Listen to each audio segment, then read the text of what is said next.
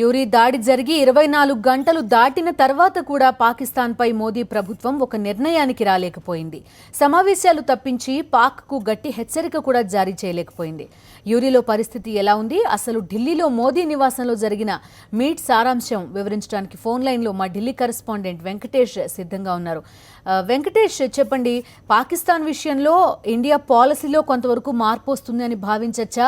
సమావేశంలో ఎలాంటి నిర్ణయం తీసుకున్నారు? ఇప్పటికైనా యూరిలో పరిస్థితి ఎలా ఉంది? ప్రధానమంత్రి నరేంద్ర మోడీ నివాసంలో అత్యున్నత స్థాయి సమావేశంలో ఒక నిర్ణయం తీసుకున్నారు. పాకిస్తాన్ ను అంతర్జాతీయ స్థాయిలో ఏకాకిని చేసేందుకు తీసుకోవాల్సినటువంటి అన్ని చర్యలు కూడా చేపట్టాలని చెప్పి నిర్ణయం తీసుకున్నారు. ఈ మేరకు ప్రధానమంత్రి సంకేతం ఇచ్చారు. ఐక్యరాజ్య సమితి సమావేశాలు జరగబోతున్న నేపథ్యంలో ఆ సమావేశాల్లో పాకిస్తాన్ చేసినటువంటి దుష్కృత్యాలన్నిటిని కూడా ఎండగట్టాలని చెప్పి భారత్ నిర్ణయించింది. ఆ మేరకు అవసరమైనటువంటి నివేదికలు, ఆధారాలన్నిటిని కూడా సిద్ధం చేసుకుంటోంది. సో యుఎన్ అసెంబ్లీలో దీనికి సంబంధించి భారత్ తరఫున ఉన్నటువంటి ప్రతినిధి ఈ అంశాన్ని వివరించేటువంటి అవకాశం ఉంది. ప్రపంచ దేశాల నుంచి పాకిస్తాన్ కి ఎలాంటి మద్దతు అందకుండా, పాకిస్తాన్ ఒక ఉగ్రవాద దేశంగా, ఉగ్రవాదాన్ని ప్రోత్సహిస్తున్నటువంటి దేశంగా ప్రపంచ దేశాల